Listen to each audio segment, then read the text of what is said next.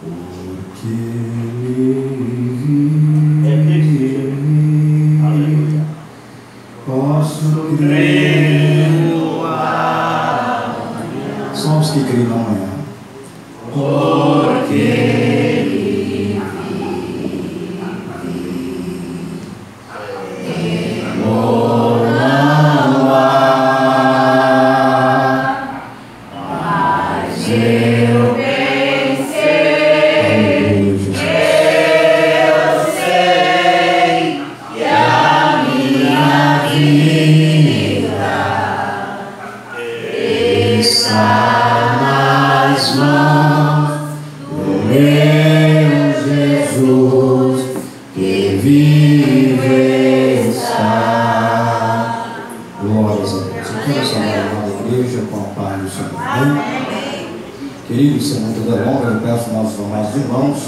que possa abrir a sua Bíblia Sagrada no livro de Lucas, capítulo de número 7.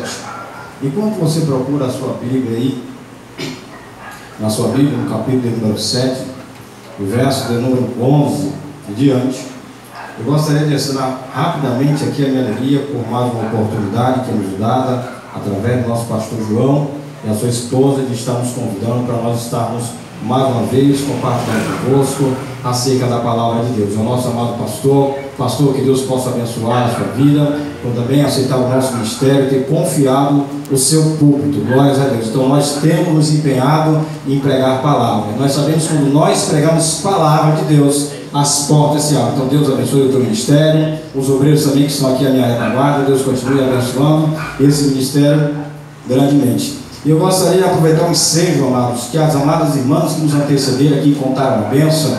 Eu também gostaria de compartilhar com os amados irmãos uma bênção. Glória a Jesus. Por esses dias, pastor João, Deus ele me surpreendeu. Havia dentro do meu coração, sempre houve na realidade, desde quando eu vim de Salvador, era o desejo de trabalhar com material evangélico. E Deus, por esses dias, ele nos abençoou de nós estarmos trabalhando. Eu já falei com o pastor aqui, rapidamente vou mostrar aqui algumas Bíblias, que nós estamos trabalhando com algumas Bíblias. Trabalho com um preço bem bacana, barato, para que eu possa ter uma clientela. Aí alguns irmãos podem perguntar, mas você está negociando a palavra de Deus? Não, irmão, não estou negociando a palavra de Deus. Eu nunca vim aqui, todas as vezes que o irmão João me pediu, me solicitou para que eu viesse a esse lugar, eu nunca vim aqui e disse: João, me dá o dinheiro da passagem. Nem sequer eu cobri o dinheiro de passagem, botou um pouco de dinheiro de gasolina. Mas você vê que Deus é tão grande, amados, que Ele honra o teu filho. E não foi só isso que Deus fez, pastor. Por esse dia Deus me abençoou e me deu o carro. Esse desejo tinha no meu coração hoje, por esses dias.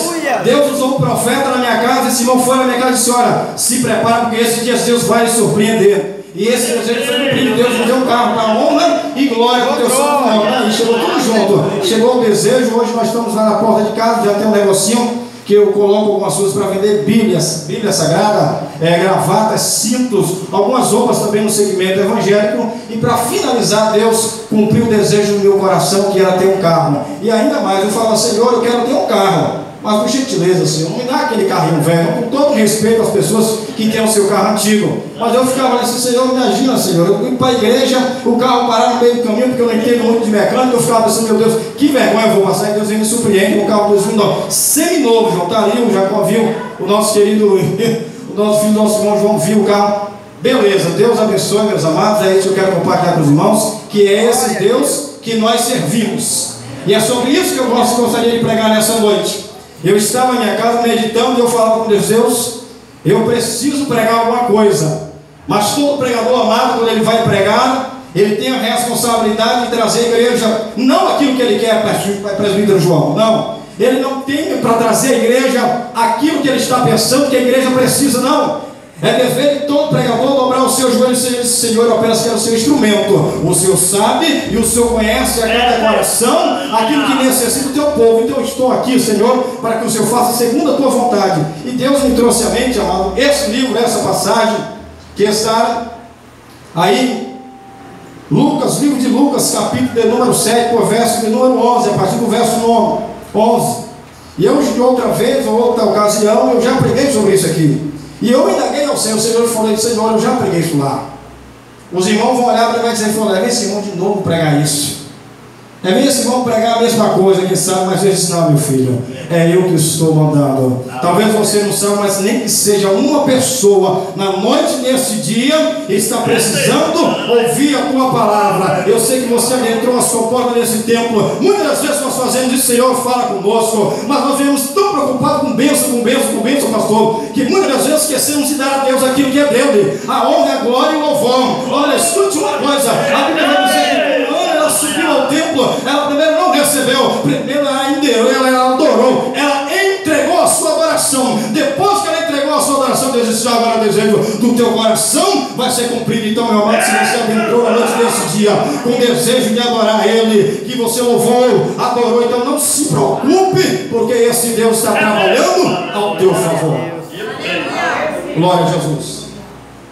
E vai dizer assim o texto sagrado: Evangelho de Jesus Cristo segundo escreveu São Lucas, capítulo de número 7, com o verso de número 11. E aconteceu poucos dias, e ele a cidade chamada Naim, e com ele ia muitos dos seus discípulos, e uma grande multidão. Quando chegou perto da porta da cidade, eis que levava um defunto, filho único de sua mãe, que era viúva, e com ela ia uma grande multidão.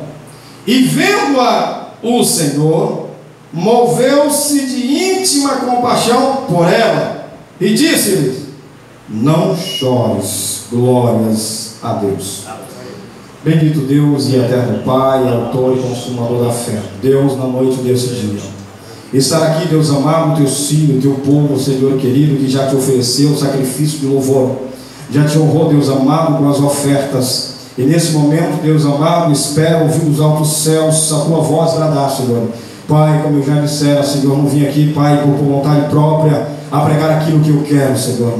Pai, mas me usa na noite desse dia, Senhor. Pai, em nome de Jesus Cristo, porque eu posso conhecer a aparência, mas Tu conheces o coração, Tu conheces os pensamentos de cada um que na noite desse dia se encontra nesse lugar, Senhor. E então, em nome de Jesus Cristo, que eu possa desaparecer, Senhor, e que o Senhor possa aparecer, que eu possa diminuir, Senhor, mas que o Senhor possa crescer na vida de Teus filhos na noite desse dia. É desde já eu te peço e te agradeço em nome de Jesus. Glórias a Deus. Queridos e amados do Senhor, fizemos leitura de um texto o qual é muito conhecido entre nós, irmãos. Eu gostaria de pregar subalterno, ou melhor dizer, subordinado ao tema, mudando a história. Glória a Jesus.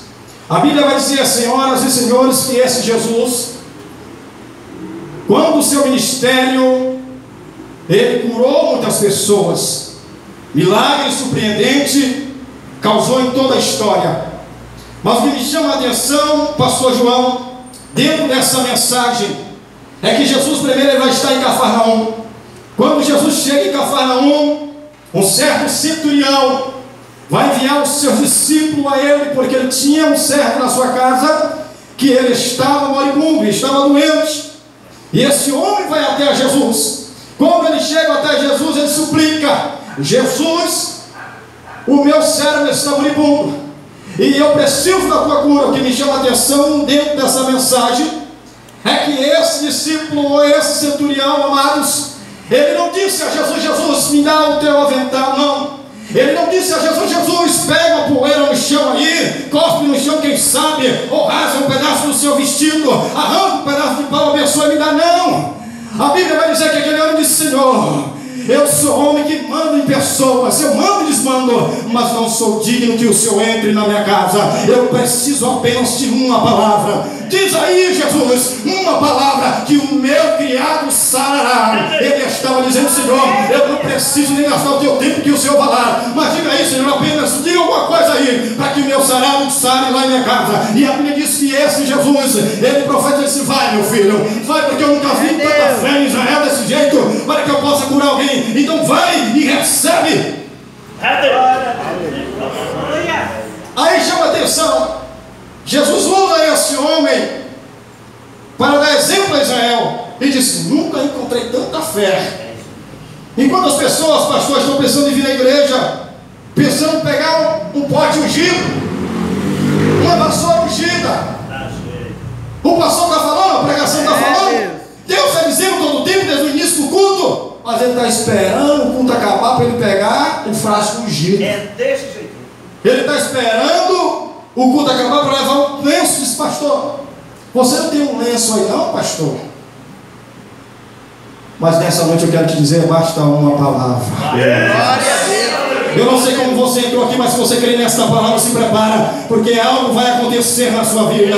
Se você entrou nesta noite crendo nesta palavra, não se preocupe, que não é o pregador, não é o pastor, não é o cantor da noite, mas é o próprio Jesus que vai te visitar e vai mudar a tua história. Aleluia! Depois de Jesus surpreender-se e tomar como exemplo esse homem, se você ler no início do capítulo, a Bíblia vai dizer que ele está em Cafarnaum. E agora ele vai para uma cidade chamada Naim. Se você procurar comigo na Bíblia Sagrada, um outro lugar que a Bíblia fala sobre Naim, você não vai encontrar. Se você procurar na Bíblia Sagrada, alguém falando que houve outro milagre em Naim, você não vai encontrar. Apenas Lucas fez questão de escrever e dizer: Jesus estava em Cafarnaum, mas eu não sei o que foi que deu nele. Eu não sei o que foi que deu nele, que ele quis ir para um lugar chamado Naim. Mas Naim, queridos, era uma cidade pequena. Naim era uma cidade que Jesus, segundo historiadores, teria que andar cerca de um dia para chegar na cidade de Naim. Aí eu me pergunto: quem havia de Naim, pastor João? Qual foi o profeta que saiu de Naim, pastor? Qual foi o sacerdote que surgiu de Naim? Qual foi o imperador que saiu de Naim? Que nome, que mulher, que família eminente procuramos na Bíblia para que possamos dizer: não, Naim tinha alguém que Jesus foi ver lá. Mas a Bíblia diz que havia lá uma mulher que precisava de um milagre, porque esse Jesus se conhece, está aqui por dentro e conhece por fora. Talvez você entrou na sua porta desse templo acabada, arrasada, com problemas internos dentro da família, e você não sabe mais o que fazer, não tem coragem nem de conversar com o pastor. Mas o meu Jesus nessa noite diz: não se preocupe, filha, eu conheço a tua Naim, eu conheço a tua cidade, eu conheço a tua família, eu conheço os teus, e vou mudar a tua história. Aleluia! E outra coisa que me chama a atenção dentro dessa história, o exemplo que eu terminei de dar do centurião, ele foi até Jesus. No caso da mulher de Naim, não é a mulher de Naim que vai até Jesus, é Jesus que vai até a mulher de Naim. Aleluia. A Bíblia diz, senhoras e senhores, os historiadores vão dizer que uma mulher naquela época, ela tinha um desejo de ter filhos, e a mulher que não poderia gerar era uma mulher desprezada pelo seu marido. Toda mulher que não gerava, ela era desprezada, alguns a tinham até como amaldiçoada, porque o seu ventre era fechado e ela não poderia gerar filho. E para uma mulher a maior alegria não era só ter filho, por cima ainda varão, aí era a maior alegria, não só da mãe, mas também do pai. Aí eu olho um certo dia, aquela mulher vai estar alegre, como toda mulher nós compreendemos o desejo ardendo no seu coração de um dia poder se casar e formar uma família. Arranja um varão valoroso e agora ela casa-se com ele. O desejo da família agora é gerar filho para ter uma descendência, e assim acontece. E não tem só filho, vai ter um filho de varão, ou seja, um filho homem. A família agora está completa. O pai pode bater no peito e dizer: eu tenho um filho, eu tenho uma descendência, e por cima ainda é um homem. Aleluia, glória a Deus. Todo pai, ele sempre pensa isso, geralmente ele diz: olha, eu tenho um filho e ainda por cima é homem, ou seja, eu tenho uma descendência que quando eu morrer, ele vai seguir os meus passos.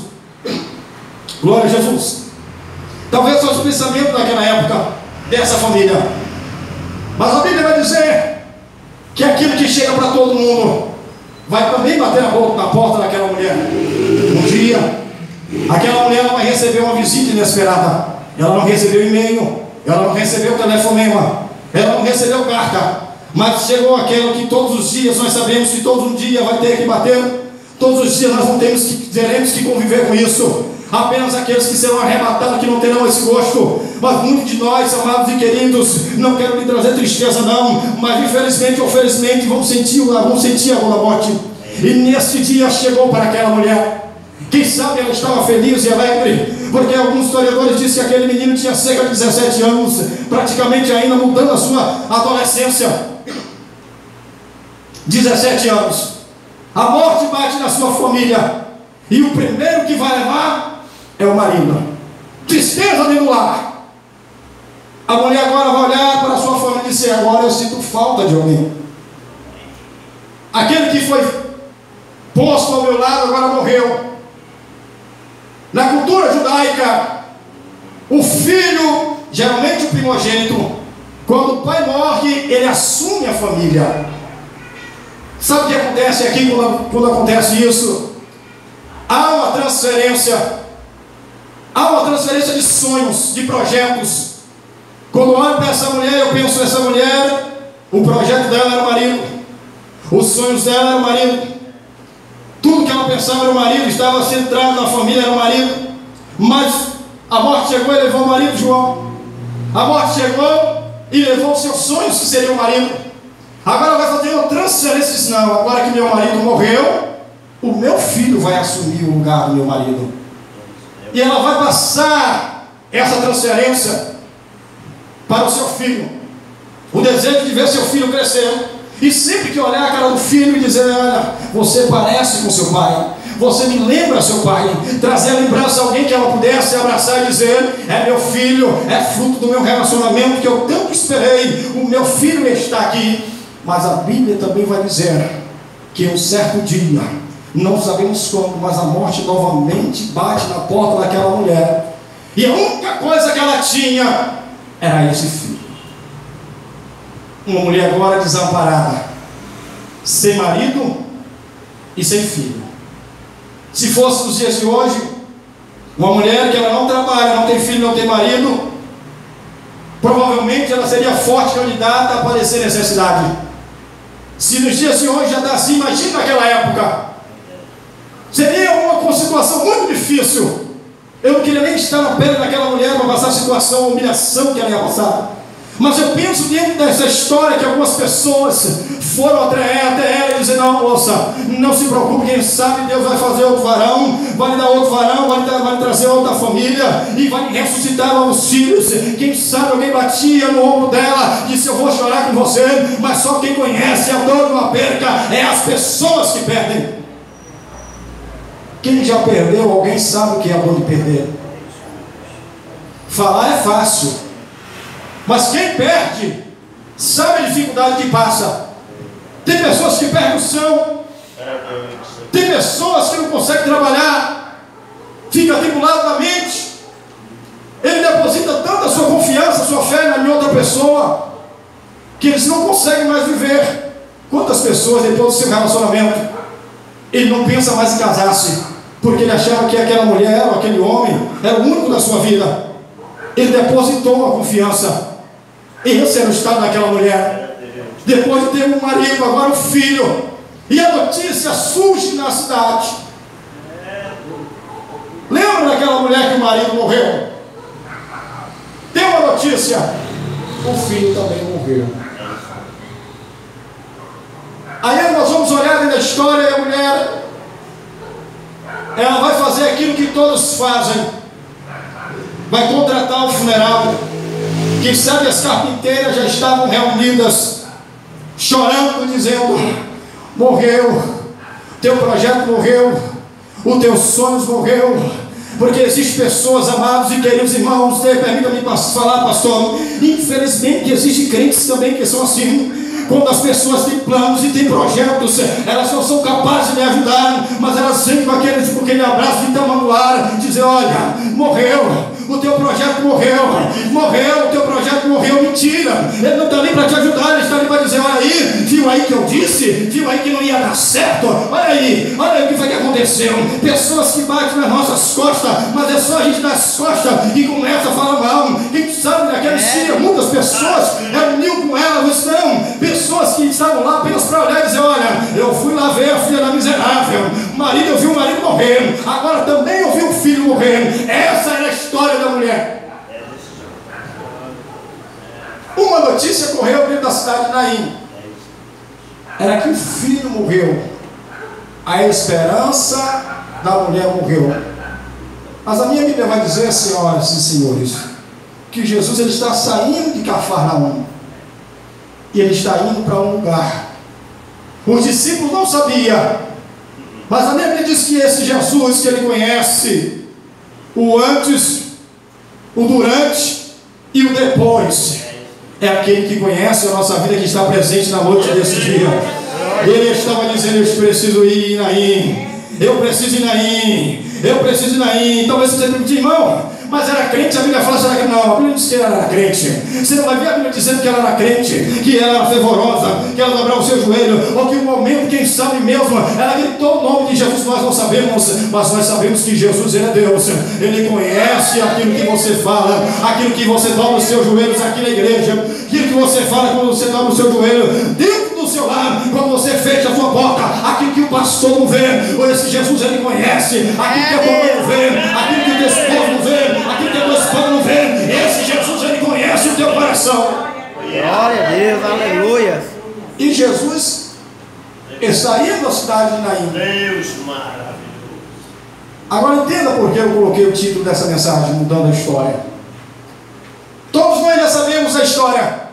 Quando morre, chega o médico legista, faz autópsia, dá carta e diz: não, pronto, isso aqui você já pode enterrar. Eu estou falando isso por experiência própria. Alguns irmãos conhecem a minha história, que no ano passado eu perdi uma criança e passei por isso. Sabe qual é o lugar que nós vamos? Cemitério. A trajetória, pastor, já é toda definida. Primeiro nós vamos fazer o velório. Depois do velório, nós vamos fazer o cortejo para enterrar. Glória a Jesus. Havia uma mulher nesse estado. Havia uma mulher que é a segunda vez que ela está fazendo isso. Quem sabe quando pegaram o esquife, jogaram nos ombros e disseram: vamos enterrar os seus sonhos. Alguém batia nos seus ombros e dizia: mulher, eu te avisei que aquele marido não ia dar certo, eu te avisei que o teu filho ia morrer, eu te avisei, mulher, que isso não ia dar certo. Porque existe um tipo de pessoa, amado, que às vezes que vem a pessoa no bagaço, parece que vem mais para pisar mais ainda, não sabe nem dar uma palavra de conforto. Infeliz, em nome de Jesus, você não consegue dar uma palavra de conforto, então menos cala a sua boca, aleluia, glórias a Deus, mas não fala besteira, senão você piora as coisas. E a mulher, ela vai em direção ao cortejo. Mas escute isso que eu vi na mensagem. Todos nós sabemos, quando o cortejo é marcado, o funeral é marcado. Aconteceu isso comigo, que eu lembro. Às 10 horas meu filho foi enterrado. O responsável pelo cemitério chegou para mim e falou disso: às 10 horas, às 10 horas da manhã é o cemitério em ponto. Aí eu penso que alguém chegou para aquela mulher e disse: olha, mulher, às 10 horas, não se preocupe, às 10 horas você vai ver os teus sonhos descer. Às 10 horas os teus projetos vão ser enterrados. Aleluias, glória a Jesus. Alguém suou no ouvido dizendo: não se preocupe, agora já acabou, é o fim de todas as coisas. Não se preocupe, aqui nós já sabemos toda a história. Alguém correu lá e o governo disse: o governo, se prepara aí, porque está vindo mais um aí. Está vindo mais um aí para a gente enterrar aí. Vamos ficar a posto, porque daqui a pouco ele chega. Mas esse governo de plantão que não entende quem é esse Deus que nós servimos, eles não sabiam que esse Jesus estava chegando na área. Eles não compreendem que nós servimos um Deus que muda a história. Eles não compreendem que Deus, para dar vitória ao teu servo, tem que parar céu e lua, tem que parar a terra, para Ele poder abençoar o teu povo. Aleluia. E vê um cortejo, amado. As pessoas choraram. Mas a Bíblia diz que ao contrário, vem um grupo de pessoas com Jesus se alegrando. Pessoas que já viram diversos milagres. Mas quem anda com Jesus é assim, amado. Não se espante não. Se você é crente, você vai compreender. Se você não é, vai aprender a compreender agora. Quem anda com Jesus é assim, pastor João. Ele está sempre surpreendendo. Você nunca sabe o que Jesus vai fazer, mas você sabe que Ele vai fazer. Você só não sabe o que Ele vai fazer, mas tenha certeza que Ele vai fazer. Crente vive de vitória em vitória. Se você é crente que teve a luta, eu te peço nessa sacerdote, por favor, por gentileza, aceita Jesus de novo, porque crente que não passa luta não é crente. É desse. Aí eu vejo Jesus vindo na sua mansidão, do outro lado meu alvoroço, tristeza, amargura, sofrimento, uns querendo confrontar os outros, uns querendo confortar os outros.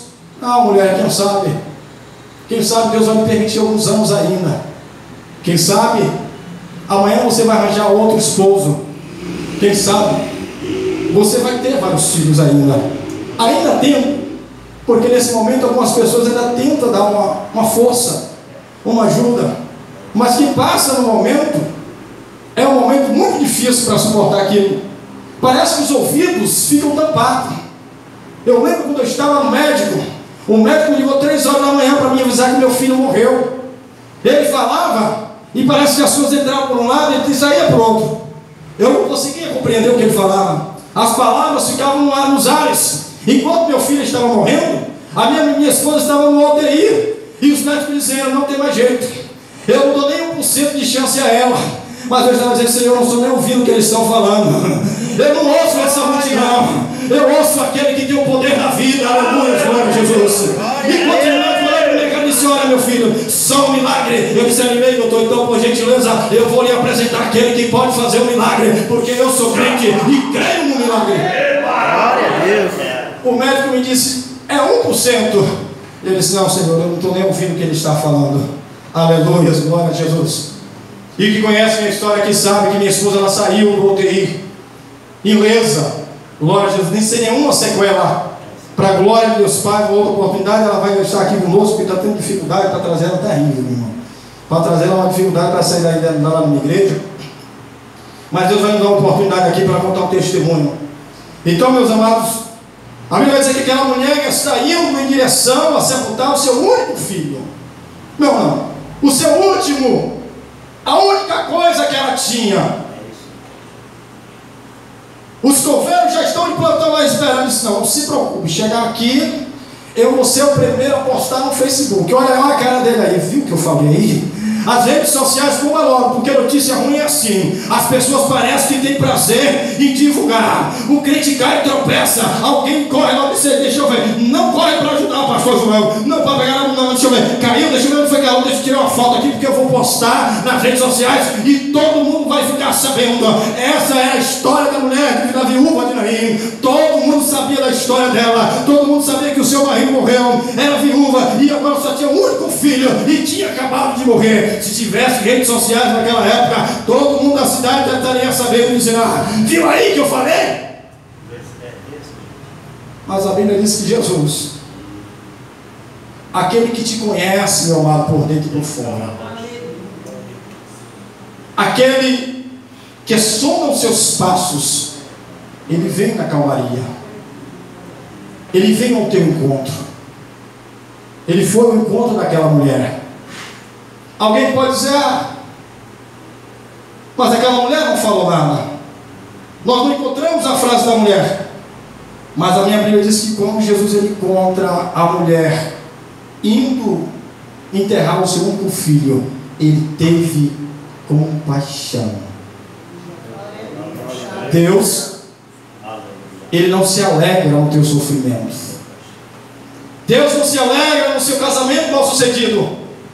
Deus não se alegra na sua falta de emprego, não. Deus não se alegra com o seu ministério fracassado, não.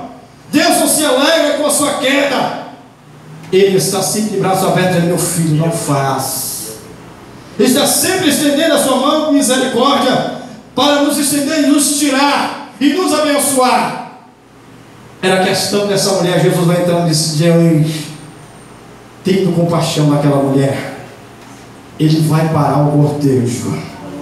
E quando Jesus chega na situação, meu amado, aí a história muda. Aí a história muda. Por quê, Deus? Porque ele é o dono da vida e da morte. Quando ele diz, está dito. Quando ele fala, é para viver, é para viver. Quando ele diz, é para morrer, é para morrer. Quando ele diz que a porta de emprego vai abrir, vai abrir. Quando ele diz que vai fechar, e ninguém pode impedir. Ele veio ao encontro e diz: para, cheguei na situação.